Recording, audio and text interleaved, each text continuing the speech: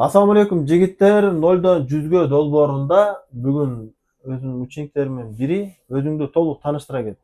Менин атым Батыров Билал, 18 жаштамын, Бишкек шаарында турам. Менин бизге келгениңе канча убакыт болду? Бияка келгениме 7 ай болду. 7 айдын ичинде сен бир кесипте 7 ай жүрдүңбү? Кандай ушунда толук маалымат берип койсоң. Жок, мен бир кесипте 7 ай жүргөн жокмун. 4 ай автоэлектрика боюнча окуп жүрдүм. Анан болсо 3 ай болсо фарага өтүп кеттим үчүн. Ошондо биринчи автоэлектрикте окудуң, андан кийин фарага өттүң. Эмне себептен автоэлектриктен фарага өттүң? Ошондо толук түшүндүрүп койсоң. Мага ошо автоэлектриктен караганда мындай фара кызыктуураак болду. Электриканы жакшы түшүнө бербедим, анан фара өткөндө түшүнүп баштадым да. Фара сага жакты. Түшүнүктүү дагы болуп жатат, Демек сен биринчи автоэлектрикке инструмент алгансың. Инструмент алгам автоэлектрика. Автоэлектриктин инструменттерине канча акча кетти вообще? Автоэлектриканын инструменттерине 13 миңдей кетти, 13 миңден дагы ашып кетип калды. Эми ошол инструменттериң фарага дагы иштетиле бекен же кандай? Фарага кээ бирлери иштетилет, кээ бирлери иштетилбейт. Бирок фарага инструмент алган жоксуң азырча. Фарага азырынча инструмент ала элекмин. Ошол фараны жасай турган инструменттерге орточо канча акча кетет? Фараны жасай турган инструменттерге где-то 150 миңдей кетет. 150 миңдей ошо толук инструмент алган. Стенд. Эми 3 ай болду фарага өткөнүмө дейсиң, ошол 3 айдын канча убактысында сен өзүңдүн колуңа жумуш келип баштады? Өз алдынча жасап баштадың. Мен өзүм 1 ай үйрөндүм фараны.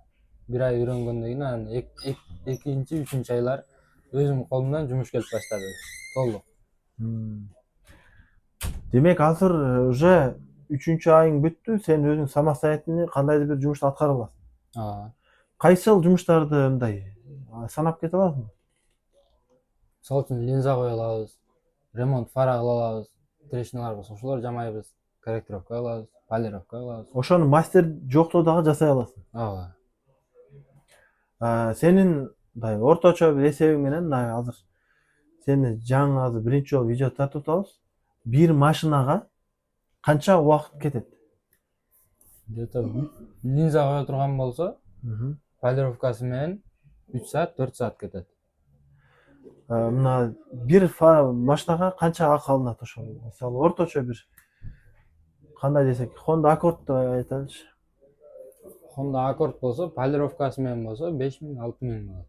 Эми бул Бишкекте, Бишкекте. Региондордо арзаныраак болуп калышы мүмкүн. Демек, бул инибиз азыр мынакей 3 айда мен ийгилик жараттым деп атат. Сен буга чейин бирок фарага эч катышың болгон эмес. Жок, вообще эч нерсе болгон эмес. Мынакей буюрса 3 айда өнөрүн үйрөндү. Эми биз ушул инимдин жасаган жумуштарын канчалык сапатта жасайт, канчалык сапаттуу жасайт, канча убакытта жасайт, канча сомго жасайт, кандай сырларын үйрөндү, кандай тонкосттери бар, айтор плюс минустарын баардыгын тартып чагылдырабыз. Андыктан жигиттер, ар бир адам мен ойлойм бул кесипти баштай алат. Сен Билал кандай деп ойлойсуң? Ар бир эле жаштагы адам ушул нерсеге кол урса, ушу иштесин баштаса, ушул нерсени кылса болобу? Сен өзүң оюң кандай? Болот, өзү кызыкса, өзүнүн ишиги болсо үйрөнүп кетет. Сен дагы бул бизге келе электе машинанын ремонтуна кызыгат белең? Кызыгат болчумун. Электрика кичине кылат болчумун, бирок түшүнбөйт болчумун жакшы. Азыр өзүң жасаган нерселерди бүт зымдарын улап, токторун улап, баарын түшүнөсүң. Баарын түшүнөбүз. Андыктан туугандар, Билалды күзөтүп баргыла. Билал Бишкектин Озерный деген жеринде турат. Ошол жерде турасыңар, дагы деле. Ошол жерде турат. Буюрса Билалды толук чагылдырабыз. Не деп коет жигиттер? Ар бир нерсени нөлдөн баштасаң, баардык адам ийгилик жарата алат. Кээ бир адамдарда ошол баягы бизнес баштаган акча керек, мындай керек, тигиндей керек деп берет. Мынакей Билал 3 айдын ичинде эле менин колуман иш келип калды. ошону өзүм жасай алам деп турат. И ошонун далил катары дагы биз алдыда чагылдырып көрсөтөбүз.